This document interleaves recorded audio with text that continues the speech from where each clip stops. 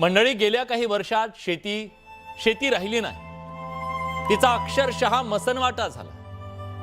ही तीच शेती आहे जिच्यावर जगाचं पोट भरतं, पण आज तीच शेती हजारो शेतकऱ्यांच्या चितेवरची राख बनली आहे। या मातीने अनेकांच्या स्वप्नांचा अंत्यसंस्कार पाहिला, कित्येकांनी गळ्याला फास लावला, कित्येकांनी विषाचा घोट घेतला आणि कित्येकांनी जिवंत राहण्यासाठी स्वतःच्या किडण्या विकल्या, कारण शेतीने त्यांना कर्जाच्या खाईत ढकललं। कधी आभाळानं पाठ फिरवली, कधी अवकाळीचा घाला आला, कधी ढगफुटीने उभं पीक वाहून गेलं आणि जे थोडं फार वाचलं ते बाजारात गेल्यावर कवडीमोल भावानं विकलं गेलं।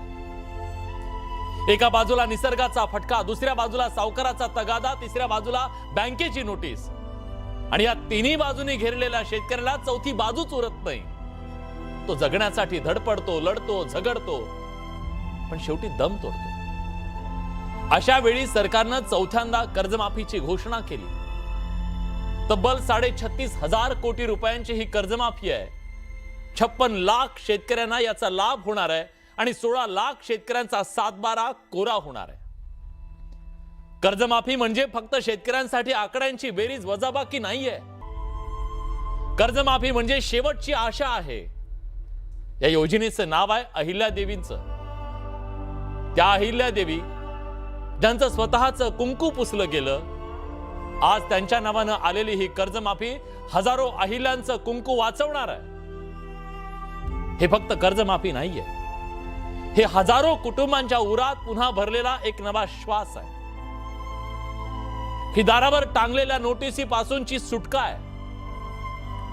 गोचिडासारखं सातबाराला चिकटलेल्या कर्ज बाजारीपणापासूनची मुक्ती आहे। शेतकऱ्याच्या पोरा बाळांच्या ताटातला घास आहे, त्यांच्या शाळेच्या दप्तरातली वही आहे, त्यांच्या अंगावरच्या कपड्यांची अबरू आहे। फाशीचा दोर गळ्यात घालण्यापूर्वी प्रत्येक शेतकरी 100 वेळा मरतो। त्याच्या डोळ्यासमोर त्याची लेकरं येतात, आई वडील दिसतात, बायकोचा चेहरा दिसतो, पण डोक्यावरचं कर्ज त्या सगळ्या चेहऱ्यांपेक्षा मोठं होतं। तेव्हा आशा मरते आणि तेव्हा दोर ओढला जातो। कुणालाही फासावर लटकायची हौस नसते हो, कुणालाही विषाची बाटली ओठाला लावायची इच्छाही नसते। माणूस तेव्हा मरतो जेव्हा त्याच्या जगण्याची शेवटची कारणं संपून जातात। आज या कर्जमाफीच्या निर्णयानं कदाचित हजारो फास हातातून खाली पडले असतील।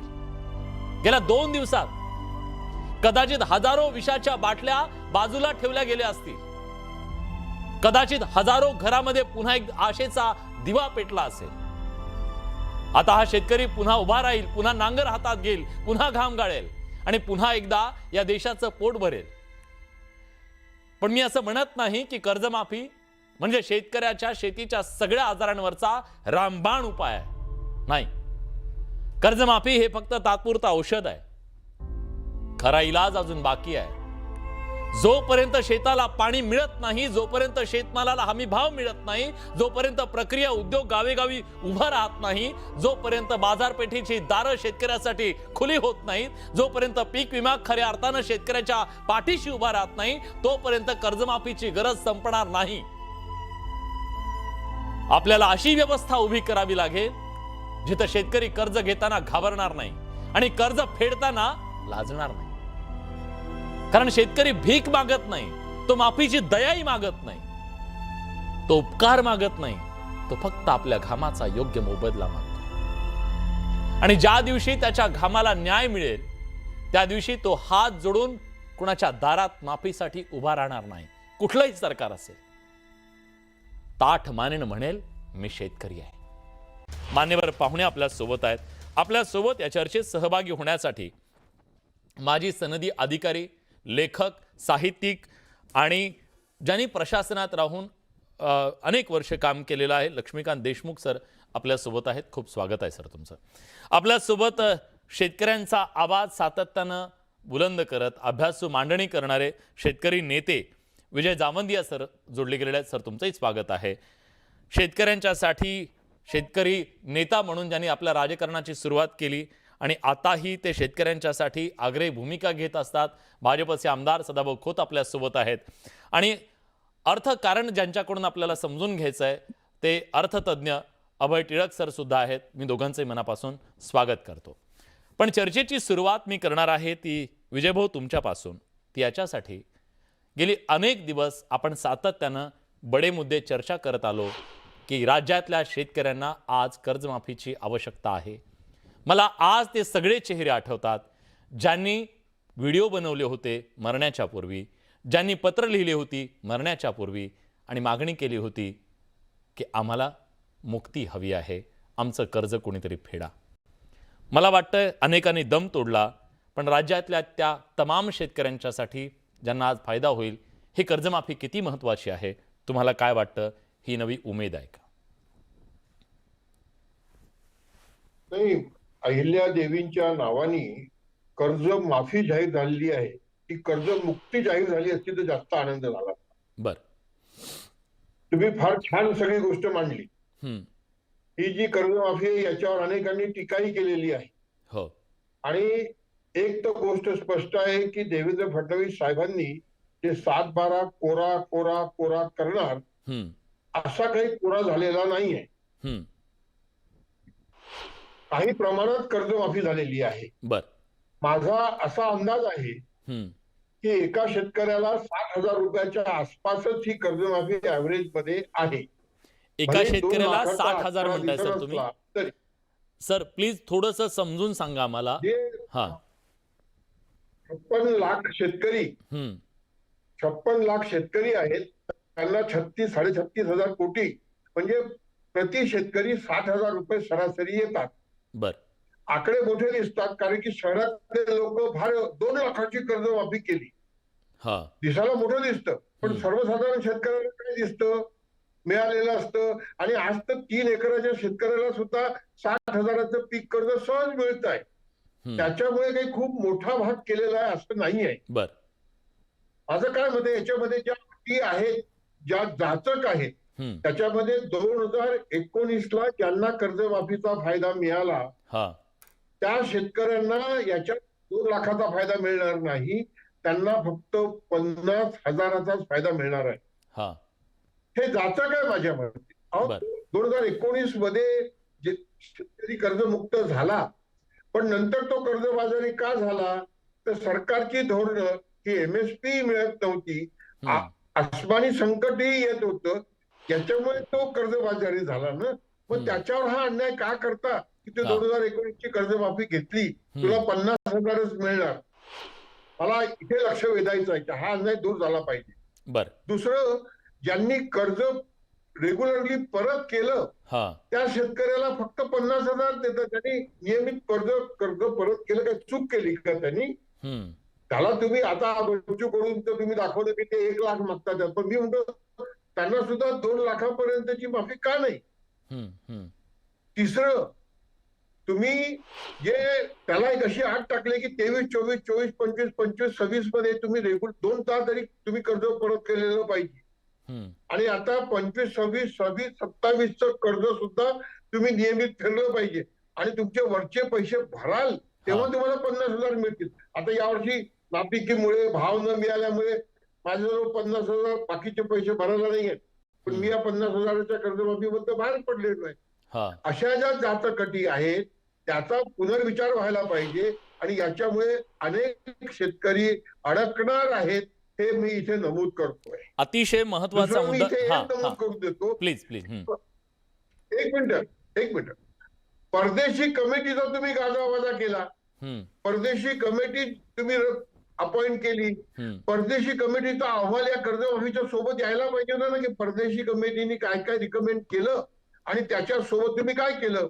आणि परदेशी कमिटी तुम्ही असं म्हणत होता की ते शेतकरी पुन्हा कर्जात जाणार नाही याच्याकरताही शिफारस करेल, तर ती शिफारस काय केलेली आहे खरंय, त्याची चर्चा होणं सुद्धा गरजेचं आहे सर. म्हणून मी इथे हा, त्या शाश्वत मुद्द्याबद्दल आपण बोलूया सर. सर मी येतो, मला एकदा सगळ्यांकडे जाऊन येतो. एका मिनिटाचं हा, बोला बोला बोला, पूर्ण करा सर तुमचं. मला फक्त एवढंच म्हणायचं आहे की या कर्जमाफीकडे मी असं पाहतो की ही भागते भुलकी लंगोटी सही आहे. कर्जमाफी खरं केंद्र सरकारने करायला पाहिजे होती, पण ती केलेली नाही, ती राज्यांनी केलेली आहे. आणि आता ही कर्जमाफी तुम्ही करता देवेंद्रजी, आम्ही तुम्हाला धन्यवाद देतो. आपण पुढे चर्चा करूया. पण इथे तो मुद्दा मी मांडून देतो स्वामीनाथन कमिशनचा, की स्वामीनाथन कमिशननी एवढंच रिकमेंड केलेलं होतं की agriculture growth should not be measure by how much production is increasing, it should be measured by how much income of farmer is increasing.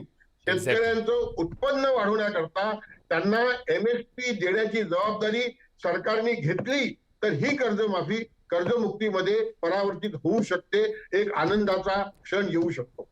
खरंय सर, अगदी महत्वाचा मुद्दा तुम्ही मांडलात. सदाभाऊ खोत आपल्या सोबत आहेत. सदाभाऊ, हे बघा, आम्ही टीका तर करतो तुमच्यावरती आणि तुमचा अधिकार आहे, आम्ही प्रश्न तुम्हाला विचारले पाहिजेत, तोही आमचा अधिकार आहे. पण आज तुम्ही शब्द पाळलाय, तुम्ही जो निवडणुकीला जाताना शब्द दिला होता त्याबद्दल तुमचे आभार या राज्यातल्या शेतकऱ्यांच्या वतीनं. पण जेव्हा तुम्ही हा शब्द पाळलेला आहे तेव्हा हे शब्द पाळत असताना शब्दांमध्ये अटी शर्थी याच्यामध्ये अडकून अनेक शेतकरी याच्यापासून वंचित राहण्याची भीती आता सरांनी व्यक्त केली. आधीच्या कर्जमाफी ज्यांना लाभ मिळाला त्यांना फक्त 50,000चीच कर्जमाफी मिळेल असं सरांनी सांगितलं. ह्या अटी ज्या आहेत त्या अटी जर बाजूला केल्या तर जास्तीत जास्त शेतकऱ्यांपर्यंत ही कर्जमाफी पोहोचणार नाही का? पहिल्यांदा मी आपलं हे बडे साहेब आपल्याला हे धन्यवाद देतो की आपण सातत्यानं शेतकऱ्याच्या प्रश्नावरती बोलत राहिलेला आहे आणि राज्यातल्या शेतकऱ्याची बाजू आपण शासनाच्या दरबारी वेळोवेळी मांडलेली आहे, आक्रमकपणाने मांडले आणि त्यामुळे शेतकऱ्यांना अनेक वेळा न्याय मिळालाय. एक आहे की पूर्वी छत्रपती शिवाजी महाराज कर्जमाफी 2017ला झाली, महात्मा ज्योतिबा फुले कर्जमाफी महाविकास आघाडीच्या काळामध्ये 2019ला झाली आणि आत्ताची पुण्यश्लोक अहिल्याबाई होळकर कर्जमाफी तिसऱ्यांदा होत आहे. आणि निश्चितपणाने यामध्ये 2019ला ज्यांना कर्जमाफीचा लाभ मिळाला त्या सर्व शेतकऱ्यांना प्रोत्साहनपर आम्ही 50,000 रुपये देऊ आणि त्यांची काही थकबाकी असेल ते भरतील. मला वाटतं की ही संख्या फार कमी आहे, कारण 19ला ज्या शेतकऱ्यांना कर्जमाफी मिळाली निश्चित तो मुद्दा थोडा मुख्यमंत्र्यांच्या कानावरती आम्ही घालणार आहोत की बाबा 2019च्याही शेतकऱ्याला आपल्याला लाभ देता आलं तर बरं होईल. परंतु त्याच्यानंतर जे थकबाकीदार शेतकरी आहेत 2019च्या नंतरचे त्या शेतकऱ्यांना निश्चितपणानं 2 लाख रुपये मिळणार आहेत आणि प्रोत्साहनपर 50,000 रुपये देण्याचा नियमित कर्ज भरणाऱ्या शेतकऱ्याला निर्णय घेतलेला आहे. मुळामध्ये ही कर्जमाफी जो शेतकरी आर्थिक अडचणीमध्ये सापडलेला आहे त्याला पीक कर्ज मिळत नाही आणि जो अल्पभूधारक शेतकरी आहे अशा शेतकऱ्याला खऱ्या अर्थाने या कर्जमाफीच्या माध्यमातून मोठा दिलासा राज्यामध्ये निश्चितपणाने मिळणार आहे आणि ही संख्या फार मोठी आहे. तुम्ही जर पश्चिम महाराष्ट्रामध्ये बघितलं, सांगली, कोल्हापूर, सातारा, पुण्यापर्यंत कि ऊस पट्ट्यातला शेतकरी आणि इतर पिकं घेणारा शेतकरी विकास सोसायटीचं कर्ज जवळजवळ 100% भरत असतो.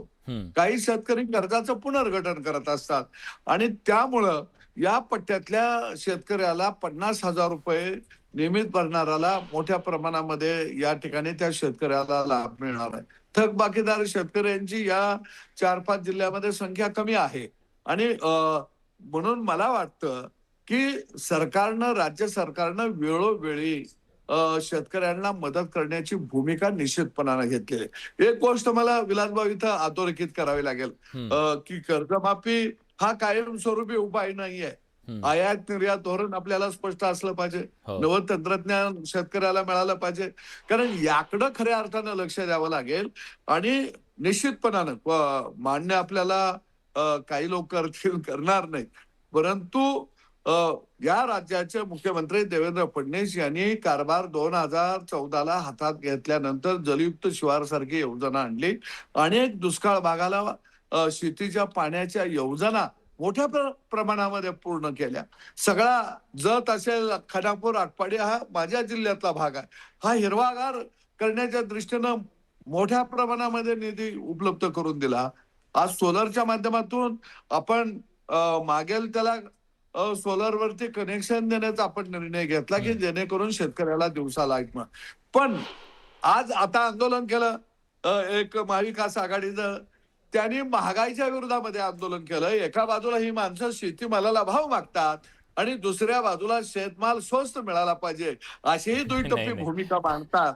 आणि म्हणून मला वाटतं अशा प्रखड, त्यांनी शेतमाल मी स्वस्त विजय द्या म्हणाले जावंडे नाहीत, साहेबांना पेट्रोल डिझेल धन्यवाद बद्दल देईल की केलं आमचे त्यांनी ते. नेते आहेत, हा. परंतु दुटप्पी भूमिका शेतकऱ्याच्या बाबतीमध्ये घेणारे राजकारणी, त्यांनी म्हणायचं की ही कर्जमाफीचा लाभ शेतकऱ्याला मिळणार नाही, तर मग तो कुणाला मिळणार आहे?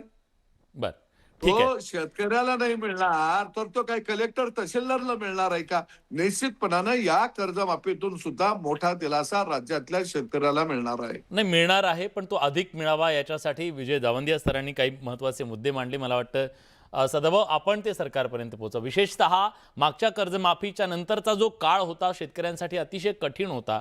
तुम्ही शेतकरी आहेत, मी तुम्हाला सांगायची आवश्यकता नाहीये. कोरोनासारखं महाभयंकर संकट आपल्या शेतकऱ्यांनी पचवलं हो या सगळ्या काळात. भले भले मी म्हणणारे उद्योगपती सुद्धा या संकटाच्या काळामध्ये आडवे झाले. तिथे शेतकऱ्याची काय अवस्था होती, किती संकट, नैसर्गिक संकट आली, त्यामुळे पुन्हा कर्ज शेतकऱ्यांवरती झालेलं आहे. त्यामुळे त्यांचा सुद्धा विचार या कर्जमाफीमध्ये झाला पाहिजे, ही भावना शेतकऱ्यांची नक्की आहे. अभय टिळक सर आपल्या सोबत आहेत. अभय सर, खरं तर जेव्हा जेव्हा कर्जमाफीचा मुद्दा येतो तेव्हा अर्थकारण सांगितलं जातं, आकडेमोड सांगितली जाते, सरकारवरचा बोजा सांगितला जातो. हे सगळं जरी असलं तरी आज तुमचं काय म्हणणं आहे? कर्जमाफी ही करणं गरजेचं आहे का? कर्जमाफी करायला हवी का? हा रामबाण उपाय आहे की तात्पुरता औषध आहे? विलासजी, मला असं वाटतं की कोणत्याही राजकीय निर्णयाला त्या त्या काळातल्या आर्थिक परिस्थितीची जी चौकट लाभलेली असते त्या चौकटीच्या पार्श्वभूमीवर त्याचं आपल्याला मूल्यमापन करणं हे जास्ती उचित ठरेल. त्यावेळची परिस्थिती ही निश्चितपणे असाधारण आहे. म्हणजे आपण जो प्रश्न विचारलेला आहे त्या प्रश्नाचं ठाम हो किंवा नाही असं उत्तर देणं अवघड आहे. कारण शासनाची तिजोरी आणि शेतकरी जो आमच्या अर्थकारणाचा कणा आहे, या दोघांच्याही दृष्टीने आजची परिस्थिती ही अत्यंत कसोटीची आहे. मला फक्त एवढंच मांडावंसं असं वाटतं की प्रामुख्याने यंदाच्या परिस्थितीमध्ये म्हणजे यावेळी रासायनिक खतांचे भाव आमचे वाढतायत कारण आखातामध्ये अशांतता आहे. नंतर यावेळचा पावसाळा हा अनियमित ठरण्याची फार मोठी शक्यता आहे.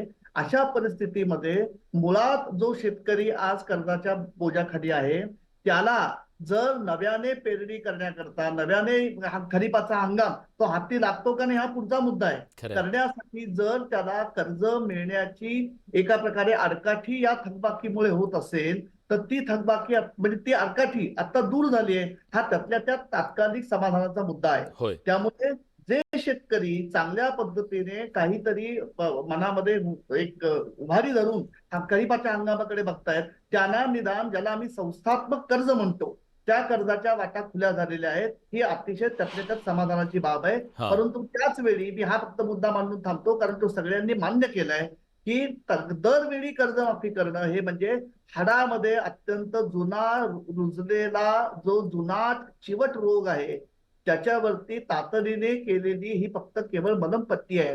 आणि आपलं दुर्दैव असं आहे की आपण फक्त मलमपट्ट्याच करण्याकरता धाव घेतो. मधल्या काळामध्ये जे मूळ दुखणं आहे शेतकऱ्याचं त्याच्याकडे मात्र आपण त्या मानाने दुर्लक्ष करतो. म्हणून ही वेळ वारंवार आपल्यावरती येते. सर, अतिशय महत्त्वाचा तुम्ही मुद्दा मांडलात आणि सांगितलं की एक जुनाट असा हा आजार आहे ज्याने शेतकरी ग्रस्त आहे, इतका ग्रस्त की त्याला किडन्या सुद्धा विकाव्या लागतात आणि जीव सुद्धा द्यावा लागतो. दुर्दैवी वास्तव आहे. लक्ष्मीकांत देशमुख सर आपल्या सोबत आहेत. सर, तुमची पुस्तकं, त्या पुस्तकातून आम्ही तर वाचत आलो इथल्या शेतकऱ्याची अवस्था, दुरवस्था. पण हे सगळं तुम्ही पुस्तकातून न मांडता प्रशासकीय सेवेत असताना सुद्धा तुम्ही जवळून ह्या कर्जमाफीच्या योजना बघितलेल्या आहेत. सर, ह्या योजना येतात, त्या राबवल्या जातात, पण तरी सुद्धा शेतकऱ्याला पुन्हा पुन्हा अशा प्रकारच्या कर्जमाफीची गरज का पडते? नेमकं चुकतंय कुठे? हे अपयश नेमकं कुणाचं आहे? कर्जमाफी पुन्हा पुन्हा करावी लागते हे सरकारचं नक्कीच अपयश आहे. कारण जे मूळ दुखणं आहे म्हणतो कर्जमुक्ती व्हायला पाहिजे आणि त्यासाठी शेतकऱ्यांना दरवर्षी ते जे पीक घेतात त्याचा त्याला रास्त भाव मिळाला पाहिजे. त्याची आपण व्यवस्था अद्याप करू शकलेलो नाहीत. त्यामुळे पुन्हा पुन्हा दर 2-3 वर्षांनी आपल्याला कर्ज वाढत गेलं की आपल्याला कर्जमाफी करावी लागते. आता ही कर्जमाफी जी झालेली आहे ती शेतकऱ्यांचं फक्त जे बँकेचं किंवा इतर कर्ज आहे ते माफ झालंय का? अर्थ ही बँकेची पूर्णपणे थकले कर्ज वसूल झालेलं आहे. परंतु गतवर्षी जो ओला दुष्काळ पडला होता हो. त्यामध्ये जे पिकाचं नुकसान झालं आणि त्याला प्रधानमंत्री फसल बिमा योजनेअंतर्गत फारच कमी मिळालेलं आहे. त्यामुळे फक्त जे घेतलेलं कर्ज ह्या वर्षी काही लोक शेतकऱ्याचा सातबारा कोरा झाले, त्यांना नवं कर्ज मिळणार आहे, इतपुरती मर्यादित आहे. परंतु त्याचं गतवर्षी जे नुकसान अभूतपूर्व झालं होतं, गतवर्षी अतिशय मोठा ओला दुष्काळ पडला होता पूर्ण महाराष्ट्रामध्ये, आपण सह पाहिलेलं आहे. तेव्हा जे नुकसान झाले शेतमालाला उत्पन्न मिळालं मिळालं नाही, त्यामुळे त्यांना ते इतर खर्च असतात, उदाहरण मुलांचे शिक्षण असेल किंवा प्रपंचाचा खर्च असेल, त्याला परत वेगळं कर्ज घ्यावं लागणार असणार आहे. त्यामुळे जे नुकसान झालं त्याची तर भरपाई झालेली नाही, फार कमी झालेली आहे आणि परत इतर कर्ज वाढले. त्यामुळे ही तात्पुरती बलपट्टी असं आता पण ते बरोबर आहे. त्याला खऱ्या अर्थानं सिरियसली विचार करून लॉंग टर्म केलेला आहे, विचार केला पाहिजे. त्यासाठी अनेक अहवाल समोर आहेत, अनेक शिफारसी आहेत आणि त्या आपण मान्य करतो, परंतु त्याची अंमलबजावणी होत नाही. उदाहरण स्वामीनाथन अहवालासाठी आपण 2006 पासून मागणी करत आहोत आणि ती मागणी आपण जवळपास आधीच्या केली, पण त्यातला जो सर्वात कळीचा मुद्दा होता की MSP मिनिमम जो भाव आहे तो मिळाला पाहिजे शेतकऱ्यांना, वाजवी बाजार भाव मिळाला पाहिजे, त्याचा जो फॉर्म्युला 50% अधिक नफ्याचा, तो आपण स्वीकारलेला नाहीये. आणि आपण नुसती जाहीर करतो जवळपास 22-24 पिकांची, परंतु त्यातले फक्त तांदूळ, गहू आणि काही पण सोयाबीन सोडलं आणि कॉटन सोडलं तर बाकी पिकावर बिलकुल MSP मिळत नाहीये. त्यामुळे जेव्हा सर्व अडचणीवर मात करून शेतकऱ्यांचं पीक बाजारात येतं तेव्हा भाव कोसळलेले असतात. आधीच तर वाढतं तापमान आहे, ओला दुष्काळ आहे, नापिकी आहे, अशा अनेक समस्या असतात. ते सर्व मात करून जर पीक चांगलं आलं की बरं आलं आणि ते बाजारात आलं की मागं कसळतं. त्यामुळे आपल्याला लॉंग टर्म विचार केलाच पाहिजे. त्याचे दोन पद्धतीने विचार केला पाहिजे. एक म्हणजे मशागत पूर्व जो खर्च आहे, आपण म्हणतो की PM किसान योजना त्यासाठी पण लागू केलेली आहे, ती 6,000 रुपयाचे. हे तेलंगणाचं मॉडेल, तेलंगणा सरकार दरवर्षी 10,000 देत होतं आधीचं सरकार, BRSचं सरकार, आता तुम्हाला कल्पना नाहीये, परंतु ते बहुतेक कंटिन्यू झालेलं आहे. तर हे जे 6,000 केंद्राचे आणि आपल्या राज्य सरकारचे 6,000 हे पुरेसे आहेत का? की आज ज्या किमती दरवर्षी वाढतात खताच्या, बियाण्याच्या, इतर रासायनिक खतांचा, त्या मानानं हे जे 6+6 12,000 कर्ज आहे ते आपण 3 हप्त्यात देतो, म्हणजे 4,000 रुपये. म्हणजे खरीपापूर्वी आपला फक्त 4,000 मिळतात, तर 4,000 मध्ये आपलं जर 2-3 एकर किंवा 5 हेक्टर पर्यंत जे क्षेत्र आहे त्यासाठी आपल्याला पुरेसा पैसा मिळतो का? म्हणजे तुमचं म्हणणं आहे की भाग भांडवल आपल्याला त्याला द्यावं लागेल या पेरणीच्या आधी, आणि ते भाग भांडवल दिल्याशिवाय त्याची आर्थिक जी परिस्थिती आहे, जी त्या हंगामाला सामोरं जाण्याची, ती राहणार नाही.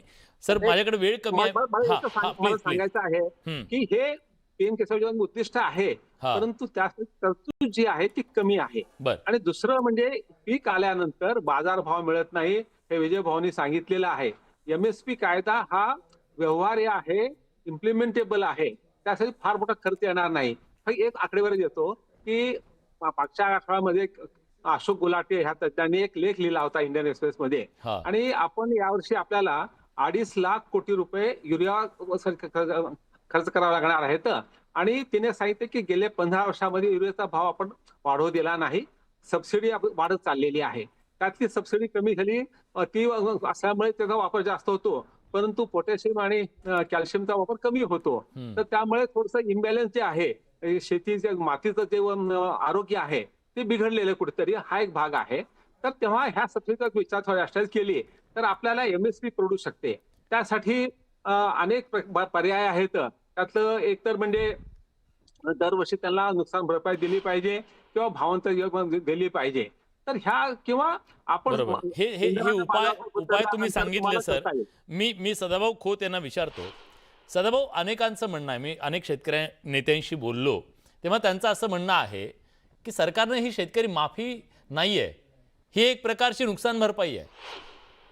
म्हणजे भाव मिळाला नाही म्हणून त्याच्या घामाचं जे नुकसान झालेलं आहे ना, ती एक प्रकारची नुकसान भरपाई आहे, माफी बिफी काही नाहीये. तुम्हाला पट्ट जोपर्यंत भाव मिळत नाही तोपर्यंत शेतकऱ्याला अशाच प्रकारच्या, जसं काय आता दरवर्षीचं हे चक्र करावं लागेल. भाव महत्वाचा आहे. एक आहे विलास भाऊ, मी तुम्हाला सांगतो की मी मगाशी म्हटलं छत्रपती शिवाजी महाराज कर्जमुक्ती आणि आत्ताचे पुण्यश्लोक अहिल्याबाई कर्जमुक्ती, त्यावेळी सुद्धा काही लोकांच्या अडचणी होत्या. शेतकऱ्यांनी काही गुंतागुंत त्यामध्ये कर्जमुक्तीमध्ये व्हायला लागले, काही अपात्र व्हायला लागले. त्यावेळी काही दुरुस्त्या सरकारनं त्या काळामध्ये केल्या. त्यावेळी देवेंद्रजी मुख्यमंत्री होते, आता इथेच. निश्चितपणानं कोणी पात्र शेतकरी नाही, मी भावाबद्दल विचारलं सर, पात्र नाही, भाव. वंचित एमएसपीचा जो मुद्दा सरांनी मांडला आता त्याच्याबद्दल वंचित राहणार नाही याची निश्चितपणाने काळजी घेतली जाईल.